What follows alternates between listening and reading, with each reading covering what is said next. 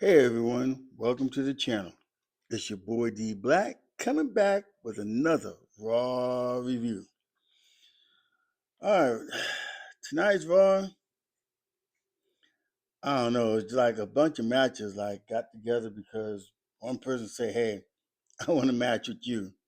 So there were self-made matches and stuff like that. It's like Triple H isn't putting together anything, nothing with any storylines, nothing making any sense or anything like that.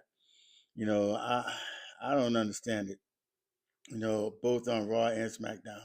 Just things aren't together, and I don't know how long WWE is going to be able to keep up with this pace and everything. Because the fact is that they're losing people from watching the programming because the shows have not been that good. But anyway, we'll get into that on another video. So let's get ready with this Raw review and let's get started now. All right, we got Paul Heyman coming out. Well, Paul Heyman's out there in the ring and everything. And he's, welcoming everybody to, Monday Night Raw. And he's, promoting the fact that, the match between Brock Lesnar and Obafemi um, at Clash in Italy is going to be the biggest rematch ever and stuff. And then it cuts to a Brock Lesnar film saying that, Brock is saying that Oba, did beat his tail and everything like that. And he, put in his mind, to quit and everything. And then he's saying that, he's a little bit better than that. He's stronger than that and stuff, that he's not going to quit and retire or anything like that. That his main focus now is to come because Obafemi has woken up something inside him and everything. And that he's going to be coming after Obafemi.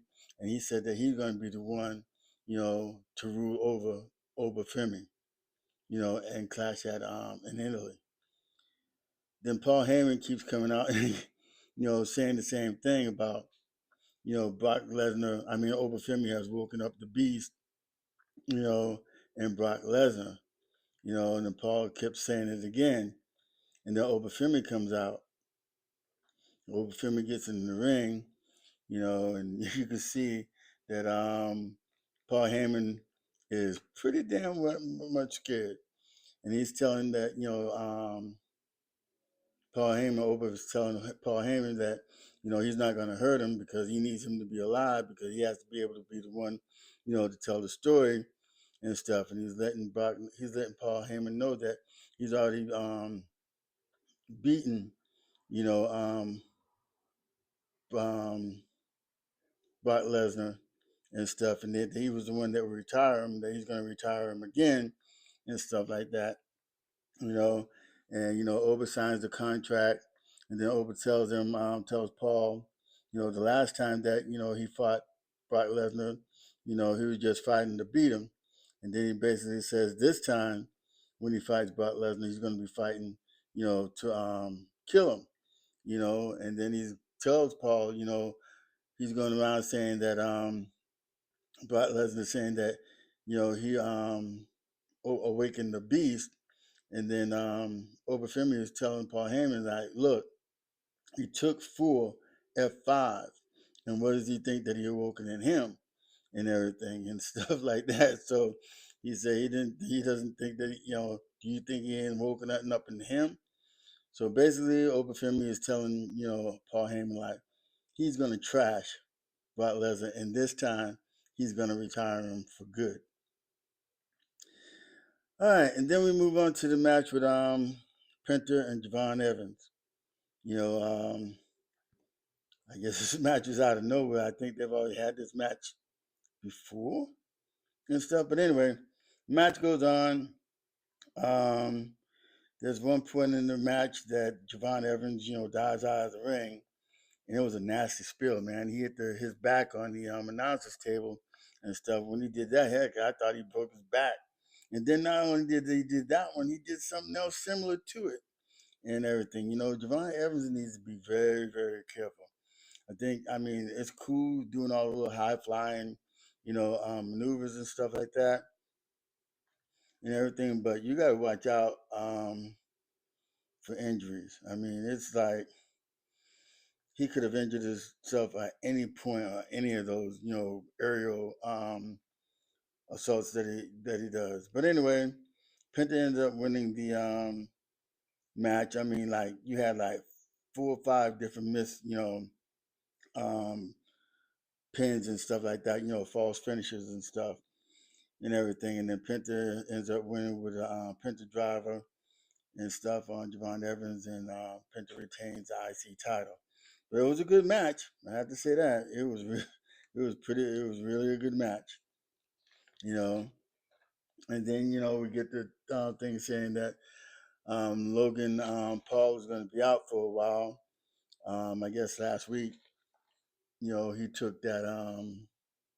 Saturday Night Main Event when Angelo Dawkins came out of the ring and he jumped on Logan Paul. Logan Paul hurt his shoulder, so he'll be out for a while, trying to get that thing back. And then you get the backstage thing with Austin Theory and talking to Paul Heyman, saying what is he going to do with the belt? Does he have to get the belt up, get the titles up for the tag title? Because you know Logan Paul is gone, and then Paul Heyman says, no, we're the Vision and everything. You still got Braun Breaker, and Braun Breaker will be your partner defending the titles. And Austin Theory gives Paul Heyman a hug and everything. And then he says that he's gonna, do something, for Logan Paul. And he says that he's gonna get um, the people or the person that's responsible for hurting Logan Paul and putting him out. And then we go to the ring, and you got Joe Henry singing the song. Paul did we fire Logan Paul? Um, and all of a sudden, Austin Theory comes out with a chair and he nails Joe Hendry and he starts beating Joe Hendry up and everything. And he just destroys um, Austin Theory. Then we got Seth Rollins, talking to Angelo Dawkins in the back, about taking out, the Vision, because he still has something against the Vision and everything. And, Seth Rollins is saying that he wants to take the Vision out because he started the Vision and, it's time to dismantle them. And then Montez Ford comes out, saying that, asking Daryl Dawkins, they still, doing the same thing, him talking to Seth and everything. And then Seth is telling Montez, Ford that, things that he's done, as far as his careers, everything and stuff in the main event and, WrestleMania and stuff. And then Montez Ford tells him, well, you're going to have to show that to me and everything. And then he challenges him to a match um, later on in the show. And then you got backstage Javon and Penta, and Javon is telling Penta that, he'll see him again, for the IC title. And then Rey Mysterio comes out and everything. And Penta, tells him, hey, Ray doing the stuff that he is now that he's, the manager over there in AAA and stuff like that. And then he gives Ray an opportunity to wrestle him, for the IC title and stuff.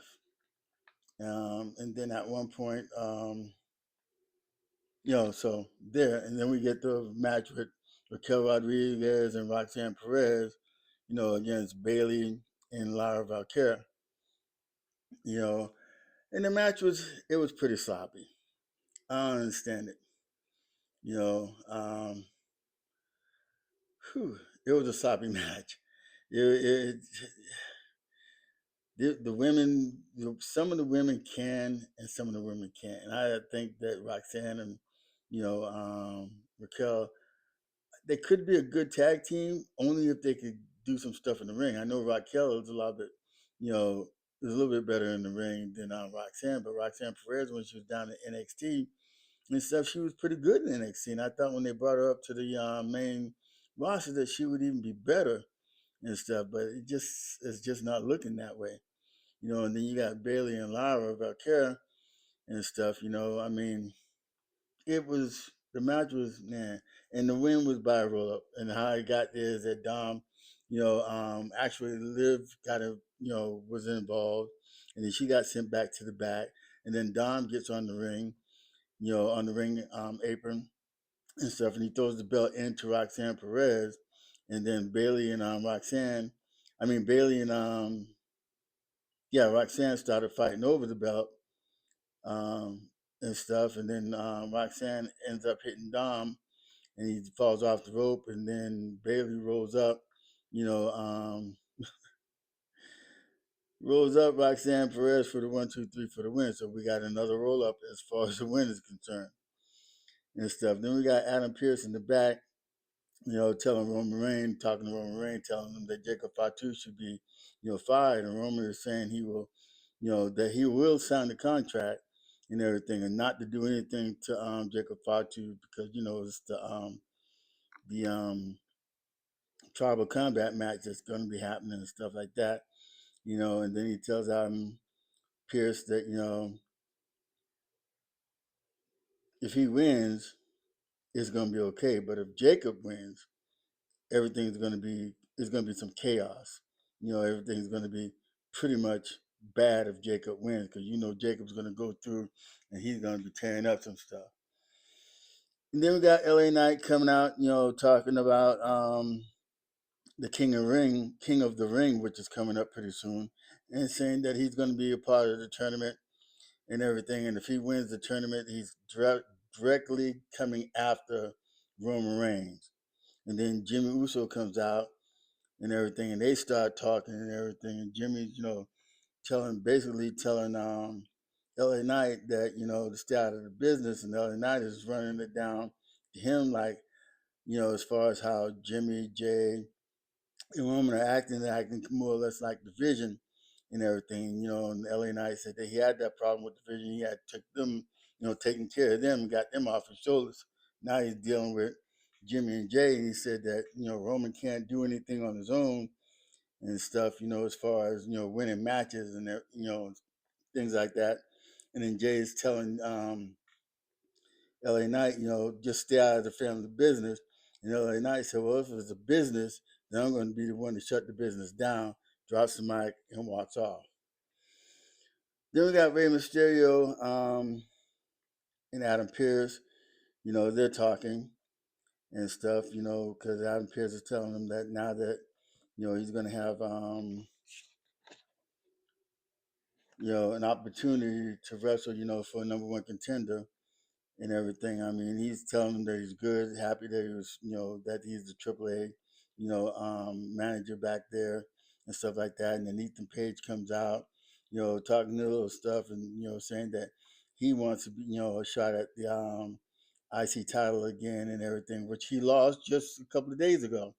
And then Rusev comes out, and Rusev lost a few weeks ago and stuff. So now they're all coming out saying that they want this, another shot at the IC title, and then they're arguing and everything, and then all of a sudden that a match gets set for Rey Mysterio and Rusev, for who's going to be next going at the IC title, which will be later on in the show.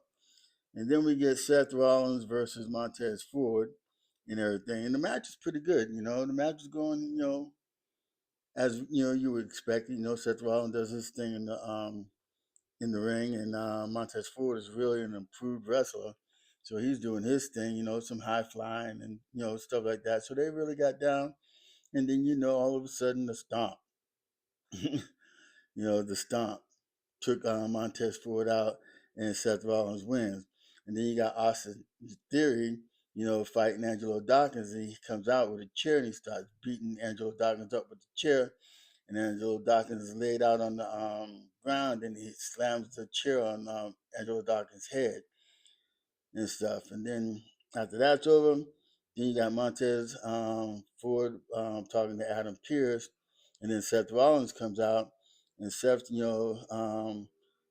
is saying, "Hey, look, he understands and stuff like that." And then Montez Ford says, okay, he'll side with Seth Rollins and stuff, taking in a division because of what Austin Theory just did to Angelo Dawkins. So he's actually siding with them and stuff, And then Seth Rollins tells Adam Pearce that he wants a match with Braun Breaker. He doesn't care where and when. He just wanted a match right now. So he told him that as soon as possible, make that match between him and Braun Breaker. And then we got a little segment with Kathy Kelly talking to Becky Lynch, and then Becky is saying that Soruka, is out of her league and stuff, and that she hasn't won a match since she's come up to the main roster, anything like that, and that she's challenging her and stuff and everything. And she feels that Becky feels like well, she keeps saying the thing about Sports Illustrated saying that she's the best and all that other stuff, saying basically about the same thing and stuff, and kind of tearing Soruka down and everything. So they got their match coming up Sunday at Clash in Italy. So that should be a pretty decent match. And I'll be doing a prediction on all the matches here pretty soon and stuff. Then we got Rey Mysterio and Rusev going against each other. And then Ethan Page, he's down there by the ring, sitting down by the ring. And so the match was okay. It's not too bad. Rusev did kind of beat up Ray a little bit and stuff, but then Ray ultimately wins the match again with another roll up. And then after the match, Rusev attacks Ray, and Ethan Page, he kind of got joined in on the beatdown on Ray, and then out comes Dragon Lee, and then Dragon Lee comes in and he helps Ray. He takes out both Ethan Page and Rusev and stuff, and then Ray and Dragon Lee stand strong in the ring, and Rusev and Ethan Page, outside the ring and stuff. So I figured probably next week we're gonna have that tag team match and stuff. And then again, we got Austin Theory and Adam Pearce. Adam Pearce is telling Austin, to leave the stadium and stuff because he's done caused a lot of chaos and everything by attacking Joe Hendry earlier, and then a few minutes ago attacking Angelo Dawkins and stuff like that. And then Paul Heyman comes out and say, "Hey, look, I'll take care of him. I'll reprimand him for what the things that he done." And then Paul Heyman goes and walks with Austin Theory, and he tells him like, "Look, forget about all that stuff and everything." And then we get the contract signing between Jacob Fatu and Roman Reigns. And then Roman tells all the officials to leave. Adam Pearce is saying, "Hey, I'm sure you don't want, the officials to hear. So if anything goes down," then Roman said that, in the contract, Jacob can't put a hand on him. You know, and then they start talking. Basically both of the same thing. What they've been saying before. And Roman is basically telling that Jacob, if he loses, that he's going to have to do all the acknowledging and all this other stuff. And then Jacob, is telling him that Roman did everything for the family and stuff like that, and people looked up to him. And if it wasn't for Roman and everything, the family wouldn't be living the way that they're living. That the family is living good. And basically Roman is like, look, he's going to take care of him. But we all know that what if Jacob Fatu wins that match? And Jacob's basically saying, look, I ain't acknowledging you because at the end of that match, when I kick your tail and everything, you're going to be acknowledging me, Jacob Fatu, and he goes with you know, his saying, yada I mean, and then drops the mic and then walks off. So, Clash at the Champion, I'm hoping that it's going to be good. Everything seems like it's actually going to be a good event, for PLE, but we all know how that happens and stuff like that. So, we're going to wait. But like I said, tonight, Raw was a little bit crazy because most of the matches ended up with roll up pins, so this is what we're coming to. But anyway, please don't forget to subscribe, like, share, leave a comment, let me know how you're feeling.